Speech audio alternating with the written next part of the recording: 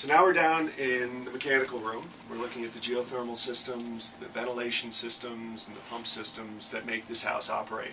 As we talked about before, this is an all-electric home. The geothermal system is run off electricity from the PV system that we generate from.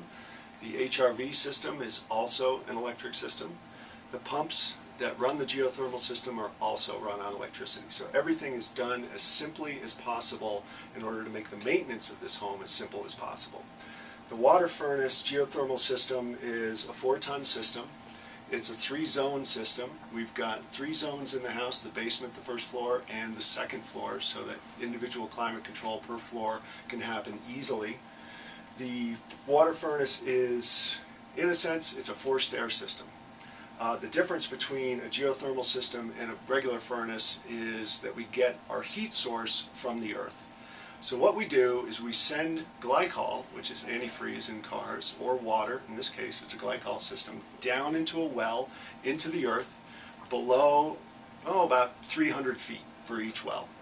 And the temperature at that level, anything about 5-6 feet below the Earth's crust, through 300 feet, is about 55 to 56 degrees. So we take the heat from the Earth's core, bring it back up to the water furnace system, and compress that heat to gain additional heat in the winter, or extract the coolth out of that in the summer to blow through the system as air conditioning. So the geothermal system works as both heater and air conditioner.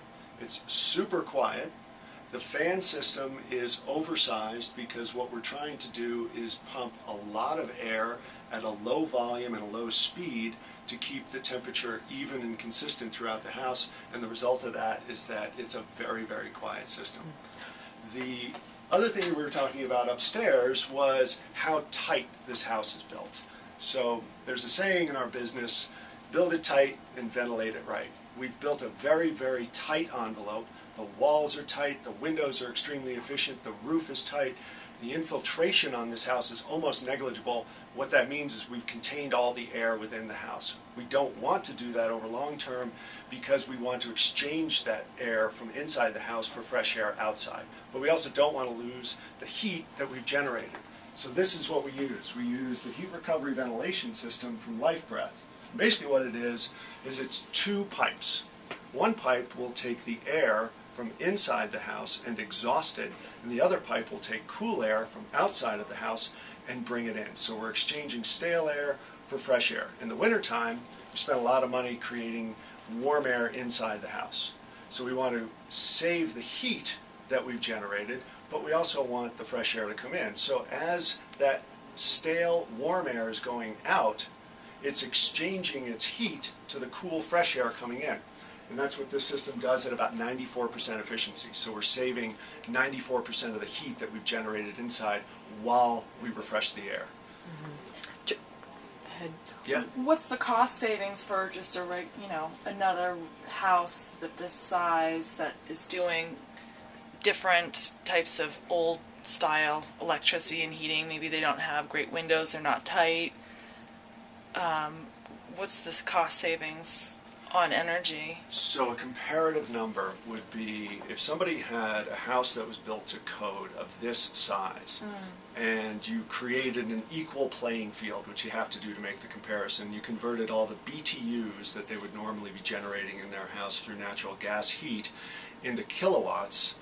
Then we would be looking at this house running at about 16,000 kilowatt hours a year versus about 45,000 kilowatt hours a year for a code house of the same size.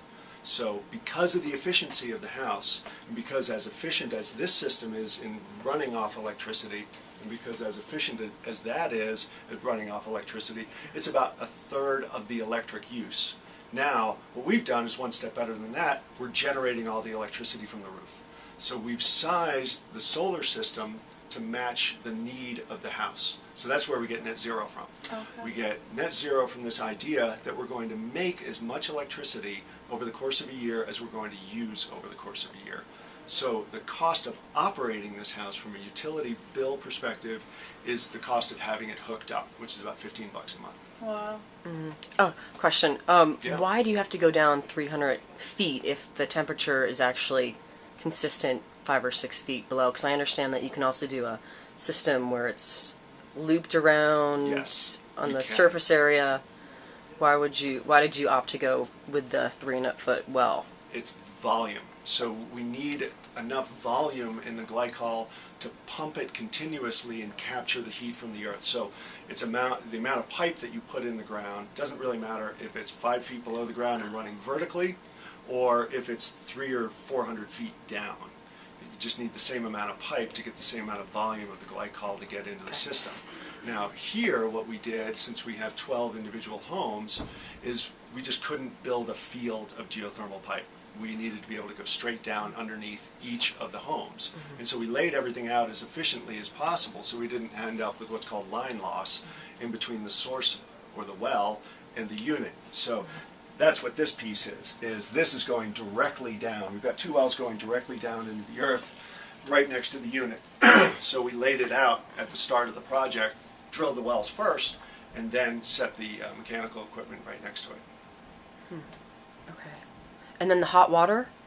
So the other aspect of this system on this particular house that I think is very clever is in our climate we have a heating load in the winter, we have a cooling load in the summer.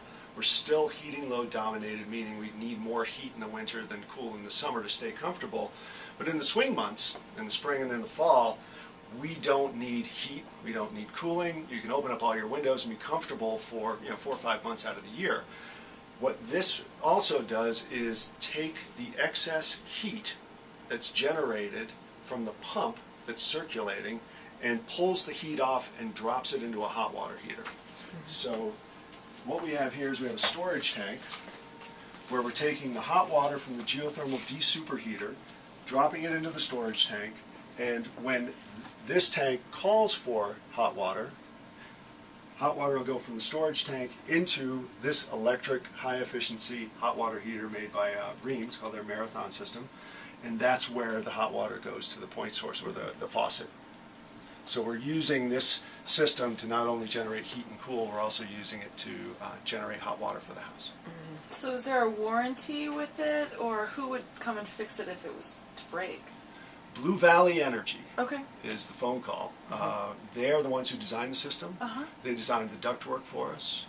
We worked with another company called Building Performance Systems out of Colorado Springs to really refine the design of this. But they've done a great job building this, and if there was ever an issue, that's who would come fix every aspect of this geothermal system. And what's the expected life of the whole system, of the geothermal? Of the entire system, as I understand it, it's 25, 30, 35-year system. The piece on it that could need repair, there's 2 of them, the compressor and the pumps. And that's not very different from a traditional gas-powered furnace, except for those don't last that long. Gas-powered furnaces don't last that long. No. Not nearly Not as nearly. long. But otherwise, it's identical to a regular old forced air furnace. On the return air side, you can put filtration systems like we have here. Humidifiers. Humidifiers, we can use humidifiers. We can put HEPA filters, which is a high-efficiency particulate attenuator. Fancy way of saying it'll take out really, really small particles in the air. So if you have allergies or multiple chemical sensitivity, the HEPA filter would do a great job cleaning the air, and that would just reside right in the return air plenum. What else is important? I think that's about it. What about, and I noticed the insulation up there, that wet blown-in insulation that you can see. What is that exactly? Is that Ultrafit, Isonine? Do you know? I do. It's called Demolac. It's made by a company called Demolac, and what it is it's a soy-based poly. Can I get this one right? It's a soil-based polyurethane foam, and what it does is seal up in between the studs and the plates and the sheathing, so that we have a very, very tight house. Typically with fiberglass bats or even cellulose insulation, you will get air that can be pulled in through the structure itself. What this foam does is actually tighten up all of those nooks and crannies so that you don't end up with air infiltration in the house. So it seals as well as insulating? Exactly. It's got an R value that's very similar to the fiberglass or the cellulose. This has an R value of about 4 per inch. Fiberglass or cellulose is about 3.6, 3.7 per inch, so very, very similar R value. Why we use the foam is because we get so much better infiltration numbers out of it. We just get much, much tighter house.